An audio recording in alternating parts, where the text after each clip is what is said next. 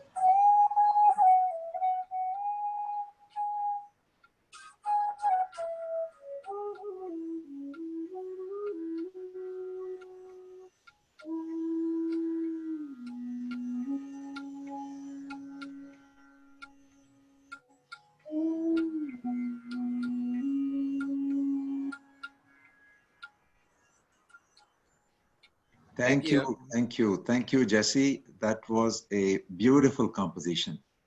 And now to get started on, you set us up in the right present moment with your music, Jesse.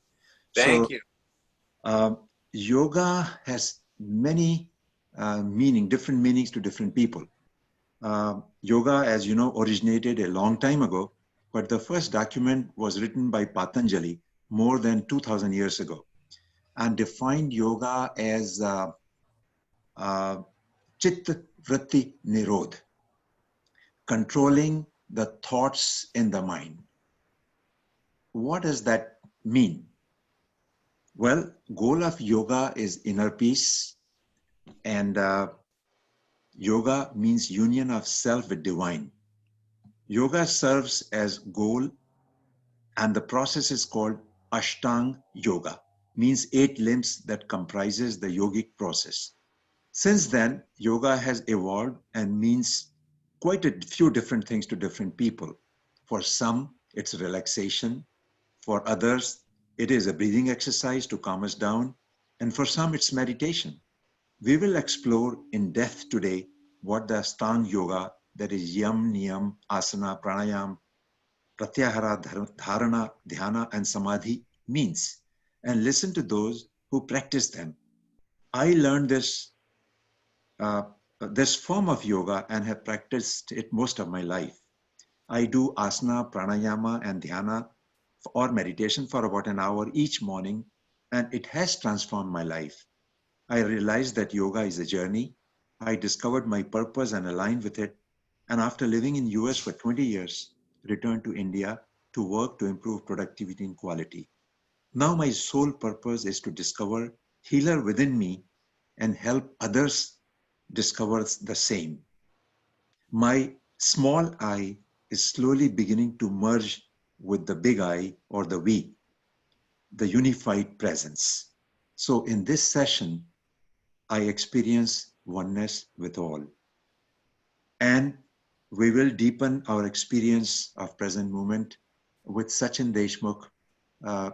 But before then, I invite Mia to share her views on what yoga means to her and what her yoga practice is. Mia Ayatollah. Okay. So actually, I'm not any expert of yoga, but it's been a part of my life, almost whole my life, because I found it when I was about 17 years old.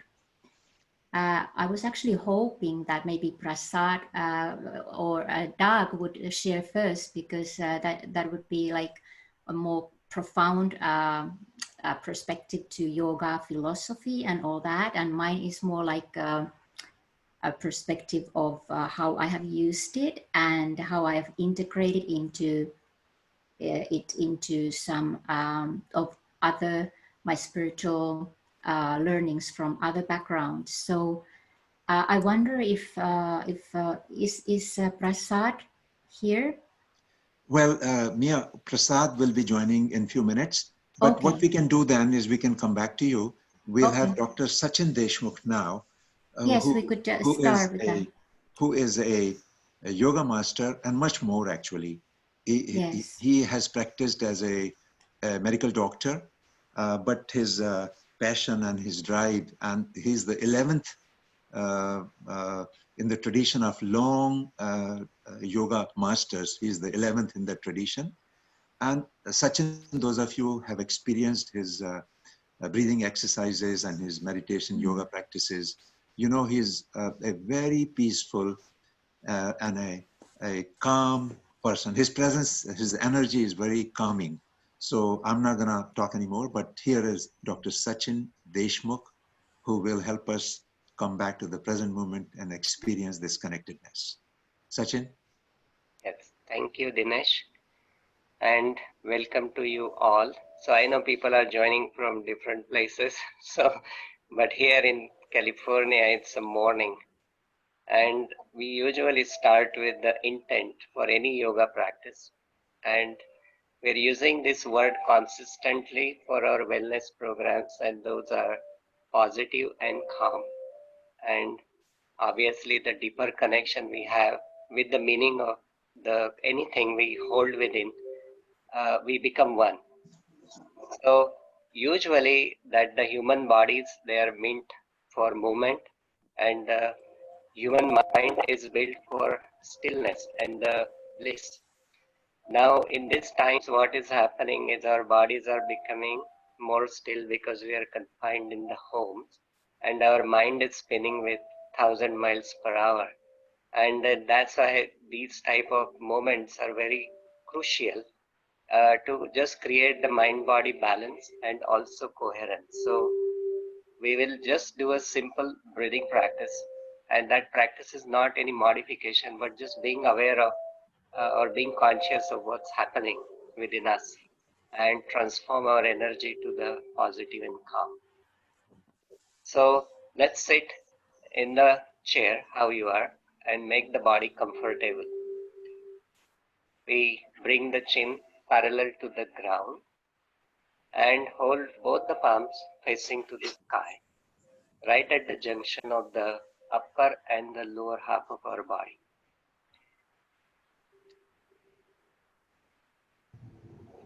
Though you're sitting in the chair or on the ground, connect with the ground all the way and also connect with the sky above.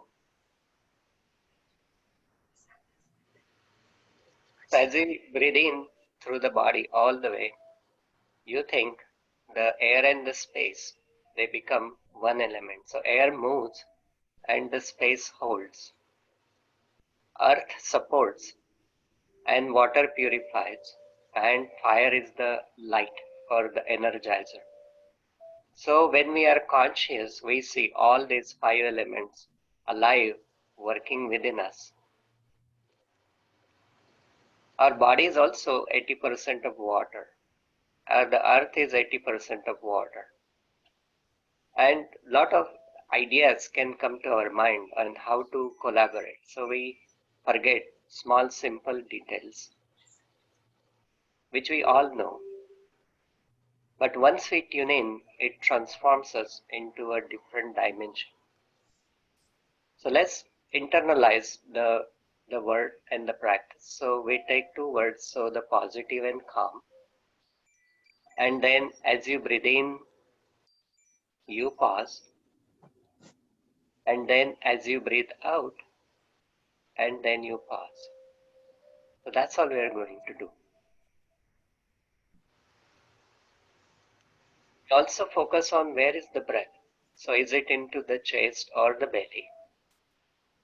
And if we notice it's in our chest, we want to bring it down all the way to the belly. So as we breathe in, we push the belly out. And then as we breathe out, we suck the stomach in, and then pushing the diaphragm upward, and then rest before we start with the new breath. So what makes the difference in normal breathing versus the yogic breath is this pause. So when we breathe in and then we pause, and then when we breathe out and then we pause, we stimulate the autonomic nervous system with the parasympathetic response. That is essentially the deep relaxation. So our bodies are resting, our mind is at rest, but same time, our awareness is blossomed to the full potential. And then the breath flows like a river within us, and the mind follows it automatically. So it has to be effortless. So yoga has very deep emphasis on effortlessness of anything. So if we have to put effort, then it's not right, because we are not fully rested. So we call it the state of restful alertness. So we'll take the affirmation. So as we breathe in, we think, I am positive. And as you breathe out, so think, I am calm. So the words are simple, but when they mean something to us, they become very powerful. And the repetition is also another tool which makes it energize. So you breathe in, think I am positive. As you breathe out, so think I am calm. So as you breathe in, think I am positive. And then as you breathe out, so think I am calm. So now we have a few ideas to work with. So one is simple. As you breathe in, you just pause the breath. As you breathe out, you pause the breath. Or you breathe in, you push the belly out. And then as you breathe out, you suck the belly in, pushing the diaphragm upward. And then pause before we start with the new breath. Or we take the affirmation. As you breathe in, so you think, I am positive. And then as you breathe out, I am calm. I am positive and I am calm. I am positive and I am calm. So we'll take the whole affirmation to embody. So in the moments of turbulence, I remain calm. I am positive. I am calm. I am strong.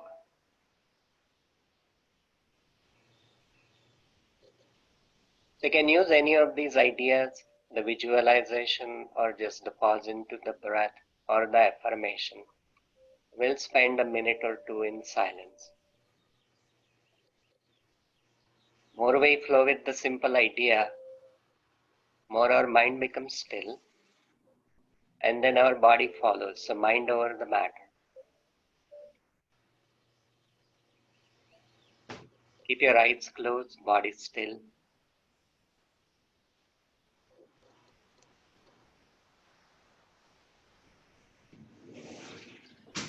And feel the deep silence and stillness within. Any other things, so if any emotions come up, the fear, anger, irritation, restlessness, gently just glide it away with the positive and calm. Any other things you notice within. And then once you feel ready, so gently just breathe in. And then slowly start bringing the awareness back in your body. So on your toes, on your heels, knees, and then the hips. Then the palms, and then the wrists, and then the elbows, and then the shoulders. Then the lower back, and then the middle back, and then the upper back, back of the neck, back of the head, top of the head, whole of the face. Slide down, open and relax the chin. Slide down, open and relax the throat. Slide down, open and relax the chest. And then go down to the breath. Again think, I am positive, I am calm as you breathe in and then breathe out. Once you feel ready, so rub your palms together, massaging the top of the head. And repeat in your mind, so I am positive. We are going to touch all the body, all the way to the toes. I am calm. To the chest, so I am positive. To the back, I am calm. And then all the way to the toes, so I am positive. And then I am calm. So now we'll do a body toning. So you just tap your body like this from the top and then under. And then top and then under. To the chest. And then in the back. And then go all the way to the toes. So we'll repeat it one more time. So most of us has to sit long hours. So this is a very simple idea to energize. If you can do it every hour or 2 times a day. And then go all the way to the toes and then ease the body, taking a moment. And then again rubbing the palms and then pass it to top of the head.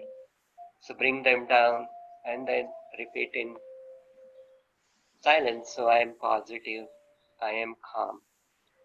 And then I am positive, I am calm, all the way to the toes. And then make eye contact to the ground for a moment. Feel the difference, how you feel in your mind, and then your body, your breath, how it's changed with a simple practice, just by consciousness, awareness into what's happening within us. And then take a deep breath. So one more time, rub your palms. And then we'll do the affirmation. So you repeat. So I am master of my mind and I am master of my body. I am master of my mind and I am master of my body. And then one more time, I am master of my mind. I am master of my body. So ease up, again make eye contact with the ground, and then slowly you can open your eyes and then come back to the self.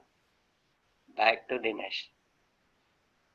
Thank you so much, Sachin. Um, that really feels very calm and very peaceful. So thanks again. Now I have Dr. Doug Wharton, who is an organizational change consultant with over 30 years experience. He is a co-founder of the Institute of Conscious Dialogue, along with Mia and me. And he's author of several books, most notably the recent Generating Change, which is practical and scientific. Doug is passionate about empowering people to consciously change their world for the better. He's an innovator in approaches for accelerated and sustained change and development. He is extensively knowledgeable on the organizational change methods and the practices and a very scientific based applications. I have invited Dr. Doug Wharton to come work with me in India, and we did some work in Larsen and Toubro as well. So Doug is a good friend, and here is Doug Wharton. Okay, thank you, Dinesh, for that wonderful introduction. Since we have so many esteemed yoga practitioners here, I thought I would talk to you about my own personal journey to yoga and my insights there, rather than and other people, no doubt go into the actual practices. For me, it's been quite a long journey. It was quite a long journey to get to yoga. I was born in Ohio in the beginning, around 1960. Prior to the hippie generation, so it was a long ways culturally and ideologically from Eastern religion or the practice of it. We were Protestants at that time there. We went to church on Sundays. And I was always a very analytical and kind of curious child, always into learning and self-development. Maybe I was born with it, or perhaps it was due to my parents. My father was a strong adherent of common sense and rationality, although frequently skeptical also about new things. My mother was always into learning and open to new things. And in those days, we went to Sunday school regularly. I wasn't super happy about it. But I went along with it. In those days, I believed in, the church, Christmas, the tooth fairy, and things like that, although I had nagging doubts. But one morning I was laying on the floor. I used to like to read in those days we had printed color comics, you may remember them. Would spread them out and go through them from end to end. And there was one there called The Family Circus. And in it, they showed a mother and father in the middle of the night putting money under the child's pillow for a lost tooth. And I had a realization in that moment that people might be telling you things that were not necessarily the case. So it began a kind of long journey of intellectually searching.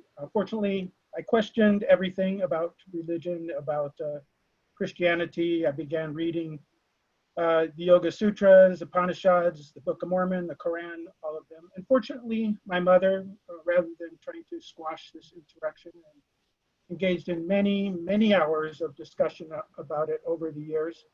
And so we, for a long time, went through them. And I also was in Japanese karate for many, many years and introduced to the concepts of Zen Buddhism and its ethical values in meditation. And I think there, both I was drawn rationally to Patanjali and the Upanishads, and I was also drawn to the idea of focusing your mind and developing some kind of focus and control over your thoughts and refining your thinking.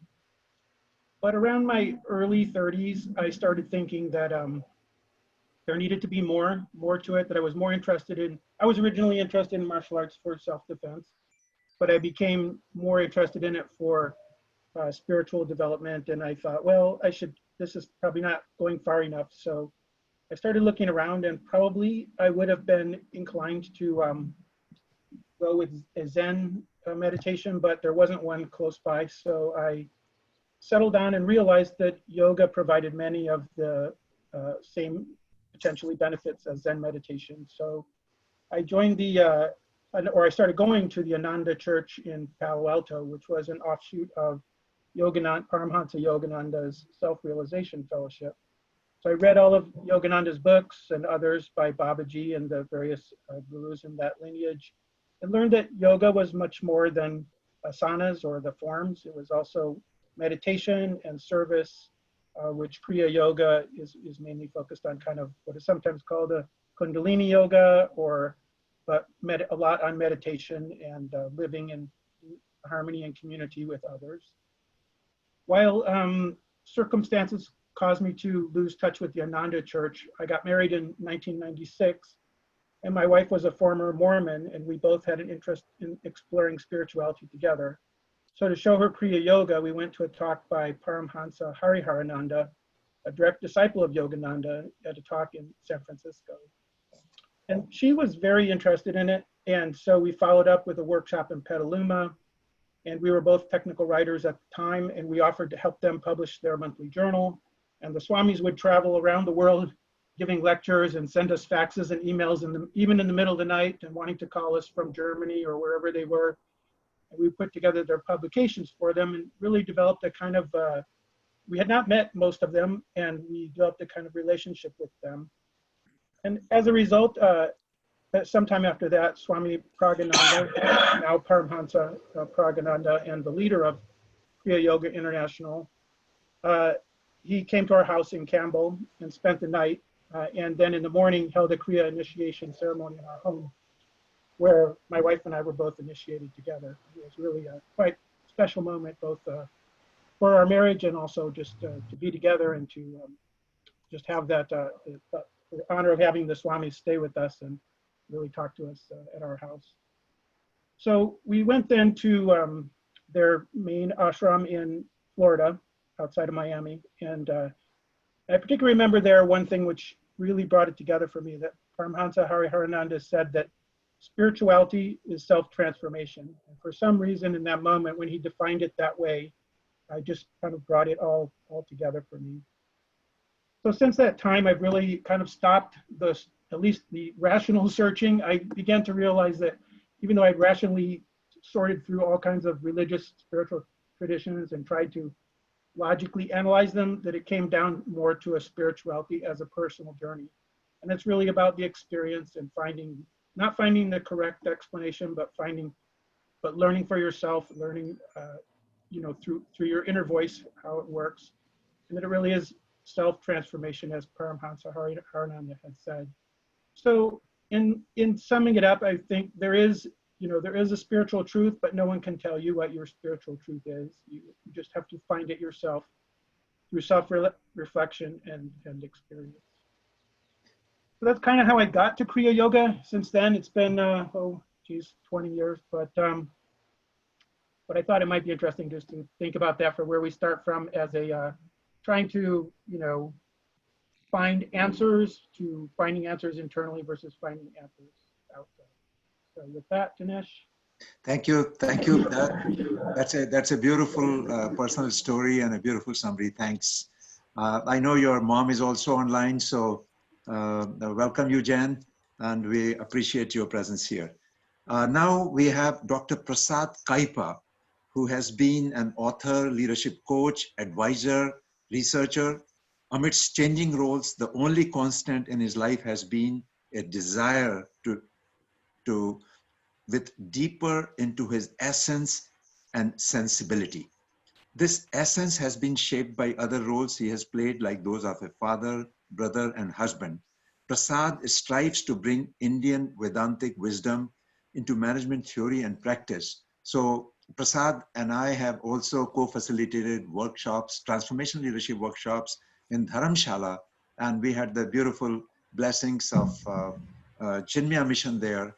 And we always used to take our participants to meet Swamiji there. Prasad is like brother, and I'm very delighted when we thought about immunity improvement with yoga. First person came to my mind among my friend circle was Prasad. So here is Dr. Prasad Kuiper.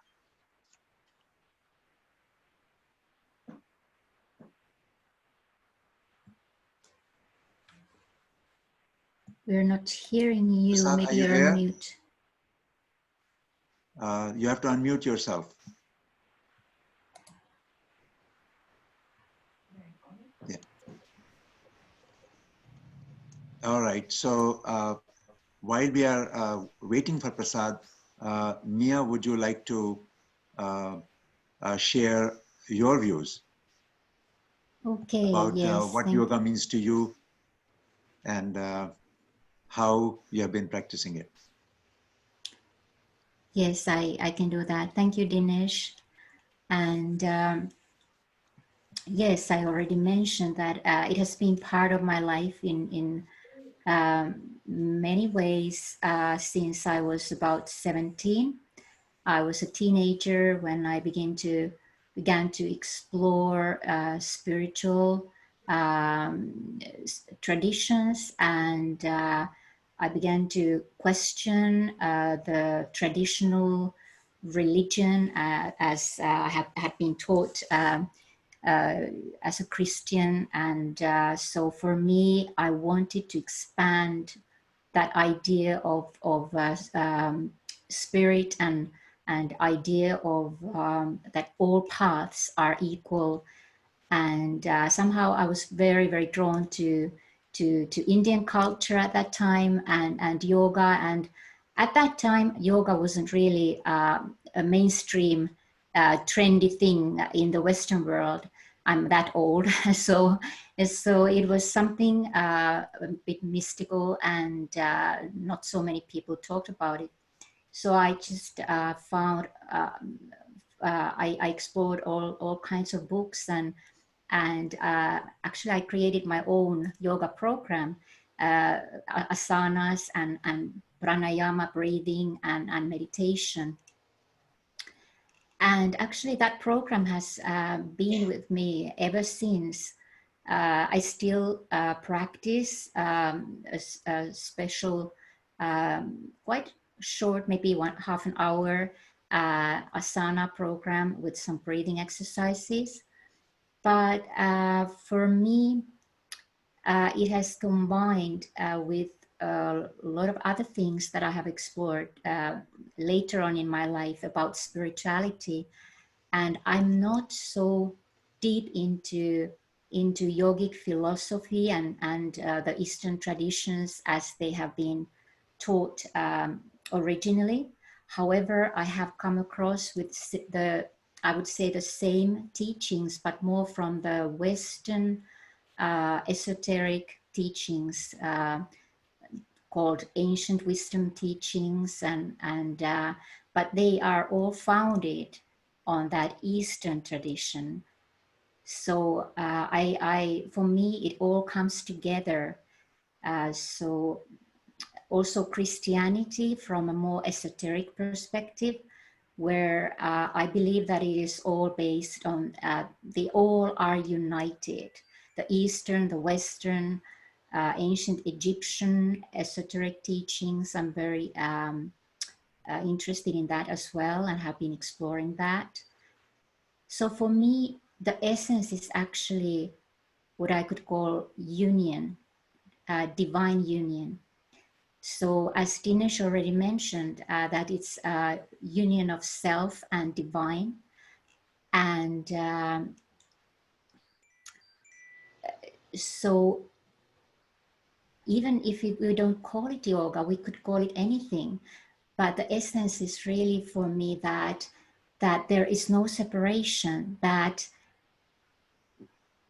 when we really unite the body, we unite it with the heart, the mind, the soul, the spirit, then we are practicing yoga, or yoga is a way to unite all these different aspects of self. There are many other ways to do it as well. So there are many names, there are many paths. But for me, yoga gives a way to really come into the body. So really honoring the body, because I'm more maybe coming from the spiritual perspective. So for me, it's important that I combine it with the body, so that the body is sacred as well. The body is divine. And that has been for me a very strong realization over the years, that truly being spiritual or practicing anything related to spirituality is not about going away from the body or going away from the material world. It's more like bringing the spirit down into the material world, into the body, through all the layers of being. And that has been really a huge realization for me. So the journey for me has been more like coming from the higher realms back into the body and honoring that, honoring the earth, honoring Mother Earth and all aspects of nature as sacred, as divine. And also the breath, the breathing is for me a way to really bring all these different aspects unified together, just as Sachin so beautifully guided us to unify these different aspects. So, and especially today, in today's world where we are in a crisis, and on the other hand, this is a huge transformation that has been offered to us to really bring back those higher values, heart values, unity consciousness, shared consciousness into this material world. We cannot escape it. We can't deny it and say, okay, I'm here with my spirit and the world is bad. But we have really have to bring that spirit into each and every aspect of our society and institutions and money, and making money sacred, because that is also a neutral thing. We just have to make it sacred by loving. Thank you so much. Thank you so much for sharing your... Too much sharing. Okay, thank you. I noticed that our brother Prasad is here. Sure. And I've already introduced Prasad. All I can say is that there's not enough I can say. The one important thing is that when I thought of improving your immunity with yoga, I said earlier, Prasad, the first person came to mind is you. So here is Brother Prasad Kuiper. Thank you for the loving introduction. I really appreciate being with you again. My connection dropped off, so I had to go back and come back. For me, I grew up with yoga. I pretty much was introduced very early, and I went through various asanas and the hatha yoga part of it quite a bit. And the philosophy of yoga was also something that was part of my upbringing, because I spent a lot of time studying Sanskrit and Vedanta, not necessarily knowing that that is what it was, but I grew up around it. Except I'm a guy who lives in my head most of the time. I'm a very intellectual, conceptual, interested in what happens outside much more than what happens inside. So in some respects, I found I created my own schism. And it is much harder for me to really look and stay in my body. So I had to do a lot of practices to stay in my body. Like, for example, there was a time when I was told to swim for 10-20 minutes every day so that I can actually be aware of my body. Why I'm saying that is, knowing about yoga is significantly different than being part of the process of experiencing yoga.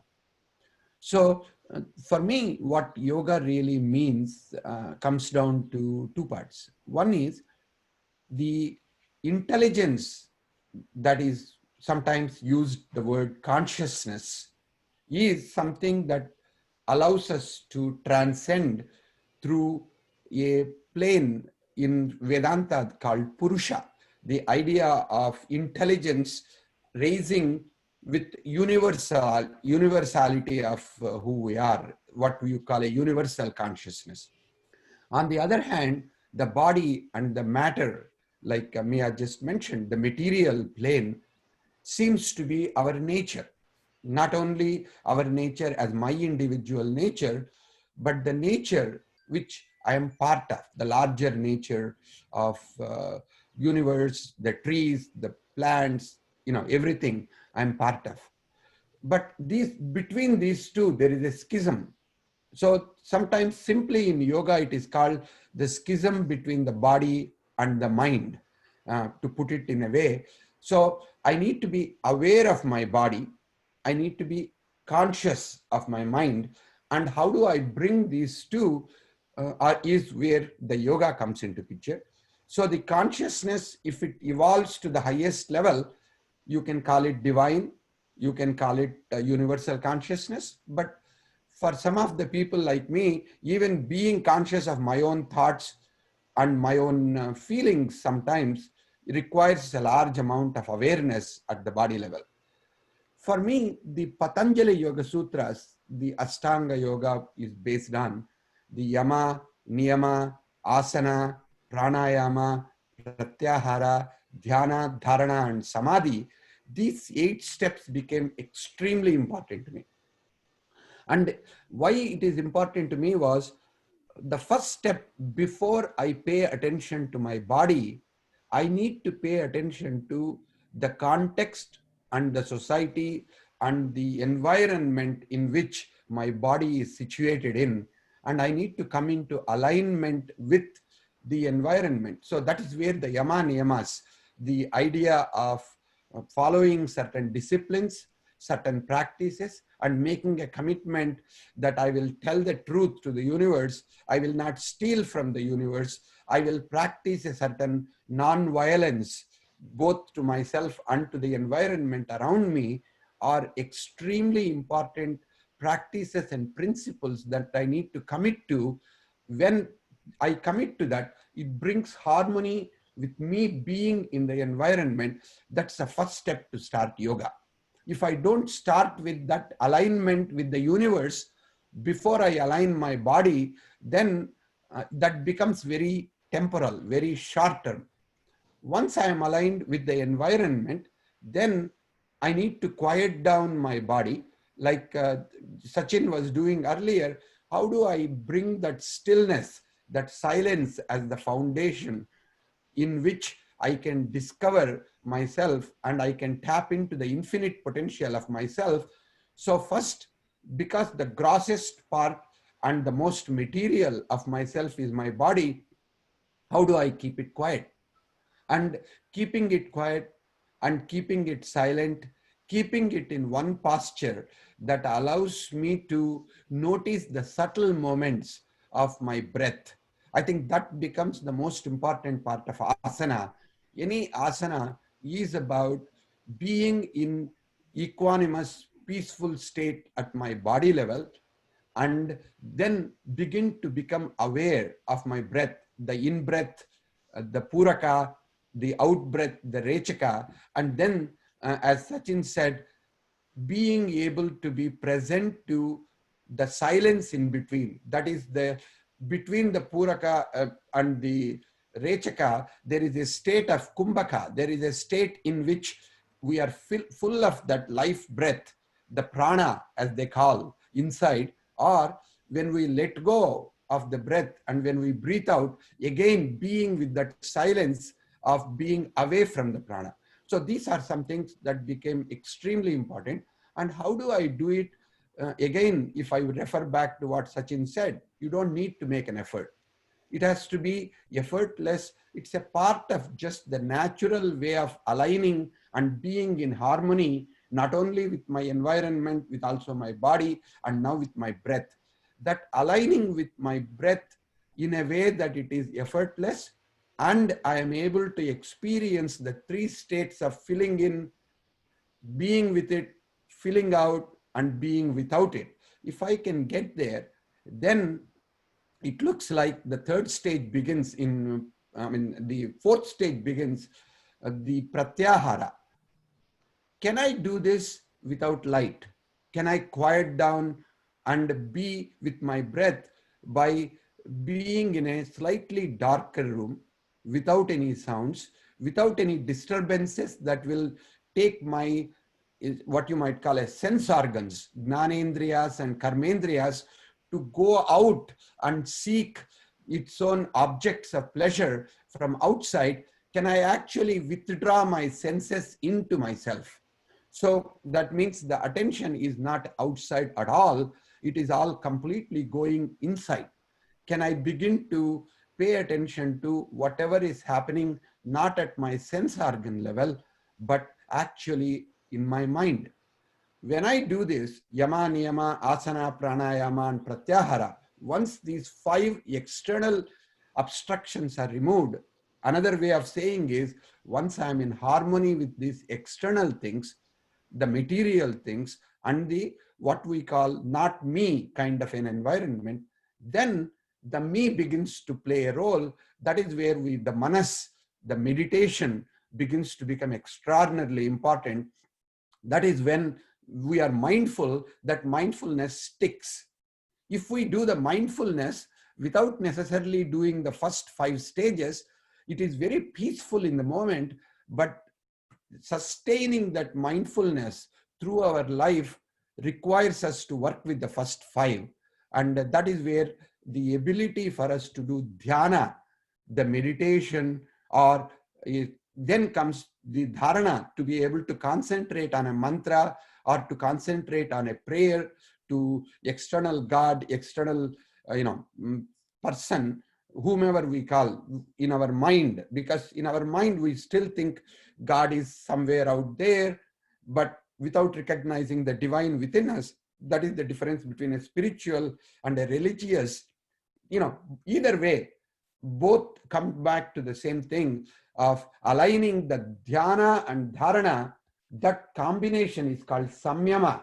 Samyama means, to a certain extent, I am actually aligned with all of those internal and outside of whatever consciousness and awareness that I have. When I do that, I go back to what is called samadhi, sama adi. That means going back to the beginning and being equanimous with it.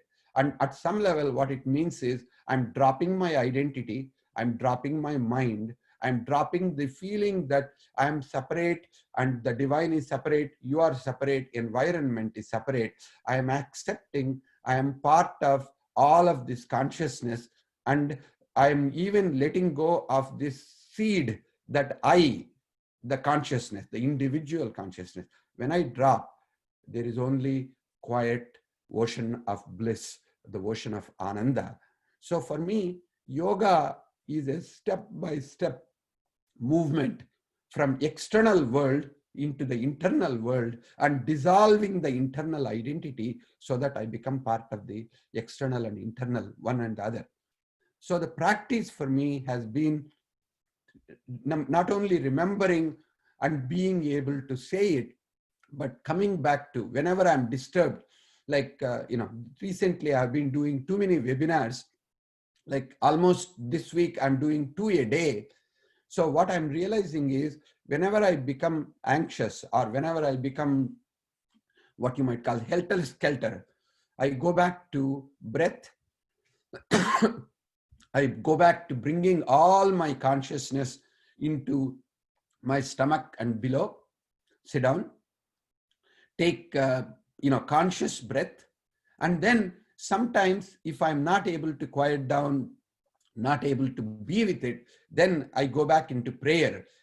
I found there is time for meditation and there is time for prayer. Sometimes I'm not able to touch my own spiritual basis, then I need to go back to divine I believe in as a God.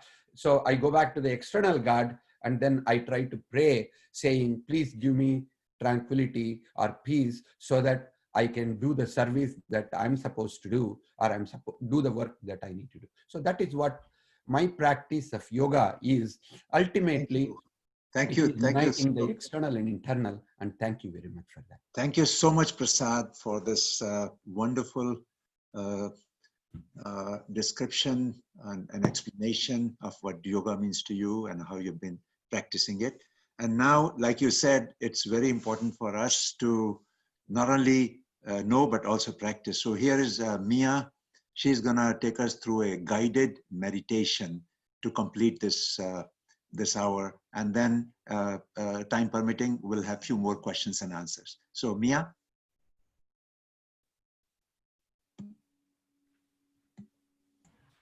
Okay, thank you. I was on mute. Thank you, Dinesh. Okay, so let's begin. And so take a comfortable way, however you are, sitting or maybe lying down. Just be comfortable and go into your body, bringing awareness inside and into the body.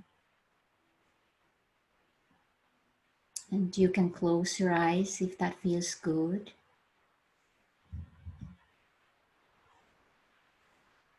Perhaps you can stretch your spine a little bit so that it's easy to breathe all the way down into the belly. Taking a deep breath in and a deep release out.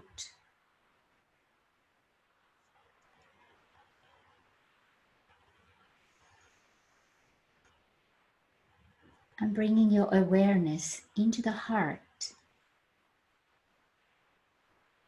and breathing through the heart.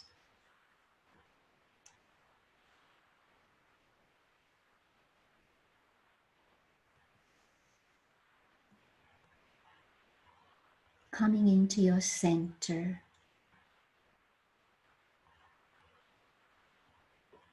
And knowing that you're safe in your own sacred space of light that is holding you gently. And bringing your heart and mind, spirit and body into a unified field of presence. Being present in this moment to yourself.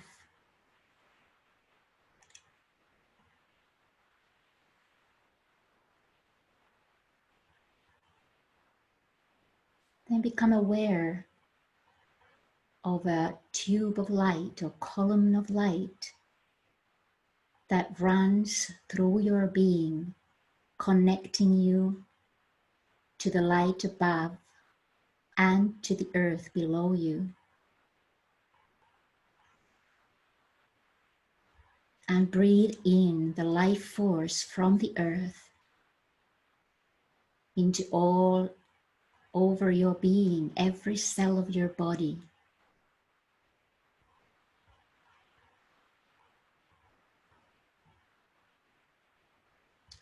And send back your love to Mother Earth, who is sustaining our bodies with love.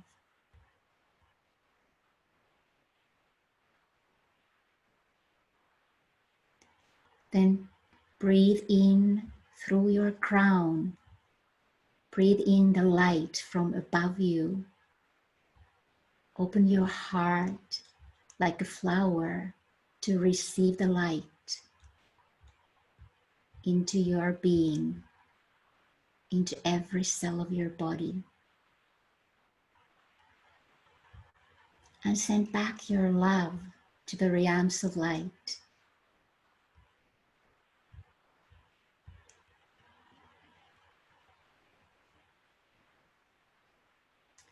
And then bring awareness into the heart again, the heart that is unifying the light and the life force, all energies into your one unified field, bringing you into the center, into your source, inner source of love, light, and power.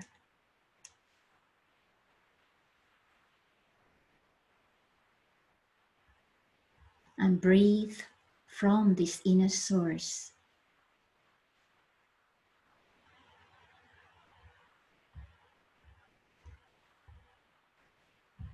And receive whatever it is in this moment that you may need to feel and know your oneness with Source.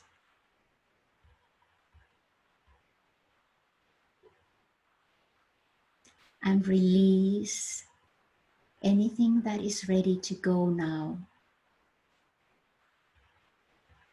When breathing in, you may receive the light, and when breathing out, you may release what is ready to go.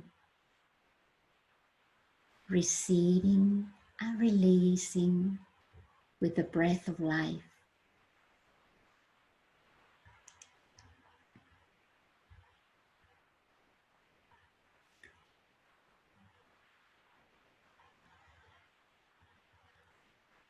Then bring back your awareness into the heart and recall what you have learned and discovered in this session so far. What has been meaningful to you?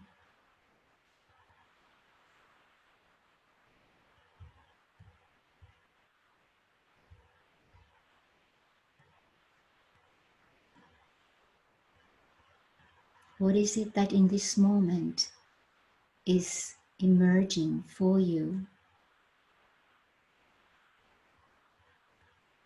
from within your heart?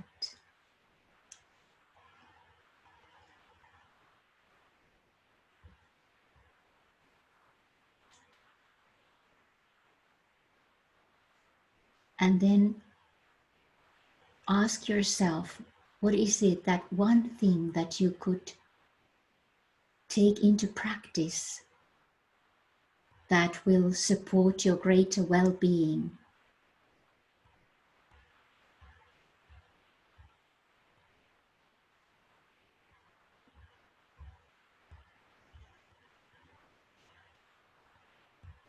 Then let us join our hearts and our minds and our light fields together, forming a unified field, a circle of light, bringing all our intentions, all our learnings into the same unified field.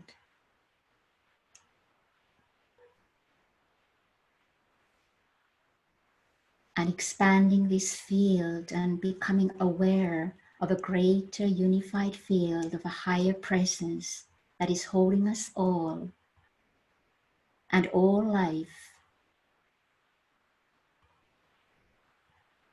supporting our greater well-being, sustaining us with love, wisdom, light, power. Breathe from this presence, this greater presence. Breathe in and breathe out. And let us share this energy into the world. May all living beings on earth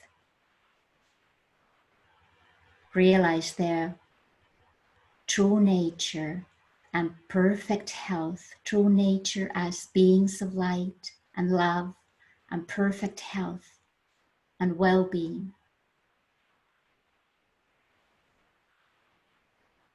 May we co-create our world anew on a foundation of shared resources, peace, and prosperity for all.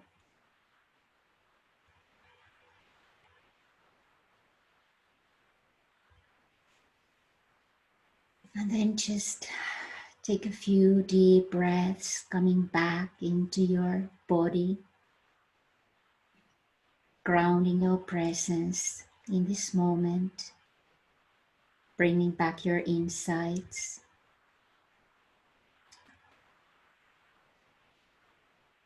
And it's time to come back to this session. You may move your body a little bit and maybe stretching your spine. And you may open your eyes when you feel ready.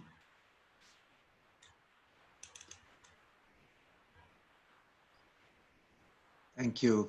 Thank you. Thank you so much, Mia. And we have approached the hour. Time just flew by. Are there any, this is the time for any experience sharing, any questions for our presenters here? You can pose your question in the chat book, or you can raise your hand so that we can open it up for you. Okay, Daya? Yeah, if anyone ever wants to talk at the to the Interfaith Council, Spiritual Faith, Interfaith Spiritual Council, Religious Council at Rossmore, you're welcome to come. I think they would love to have you come and talk. It's in a beautiful place. Do you know where Rossmore is? So it's, you know, it's in Walnut Creek up in the hills. Can you please post the address in the group chat so we can share with everyone? Yeah, I'll just say it's Rossmore. That's where I live. It's a community of 9,000 people on 3,000 acres. We have 350 different clubs here. And one of them is the Interfaith Council, which is, you know, really, Thank you so much. Thank you so much. Yeah, yes, I know that I will get the info from Daya and share it with you. I know that. And I was with them at 3 o'clock this morning in India. All right. Thank you so much, Daya, for your generous offer. Anyone else would like to share anything? There is a question from, okay. Any other question or any other comment, experience sharing by anyone? Oh, yeah. There is a comment by Srinivasan for Prasad. And he said, thank Prasad for a new learning today. Oh, did Prasad leave? He left. Okay. And then let me attempt the basics of what you explained. Yeah, that's wonderful, because here in this sessions, which are brought to you by Corrective Wellness Code and Institute of Conscious Dialogue, our whole objective is to transform the physical, mental, intellectual, and spiritual well-being. And we encourage wellness best practices, which will build immunity and resilience and overall health. So join us Saturday at 9 a.m. If there are any other questions, then please answer them now. Anyone else would like to share? You're all open now, so you can all speak. So Kameshwari, go ahead. You can say what you wrote. Yeah, go ahead, Kameshwari. Hello. Oh, hello. Yeah, go ahead. Yeah, can you hear me? Yes, we can hear you. Okay, I was not sure whether it's unmuted. Yeah, it was both the, actually, I joined only at 10 o'clock. Hello? Yes, go ahead. Hear you. Yeah, I had some problem in logging in, and it took me half an hour. And I lost half the session, unfortunately. But I'm glad I could the Prasad session as well as Mia's. Both were very thought-provoking. And I like the way Mia could synthesize the East and the West and, you know, draw her own conclusions and arrive at a picture. That's very, very interesting, and there's something I would like to congratulate her for that. And Thank you so Prasad's, much. Thank you so much, Kameshwari. And for all the people, the recordings are available. And we will, when we send you the next email, we will still send you the link for all the recordings which we have done on the last 4 Saturdays. Anyone else would like to share anything before we say? Yeah, I have one thing to share. It was very easy for me to be drawn to 4 different major spiritual paths. I feel rich from the time that I was a teenager. I grew up in a spiritual community.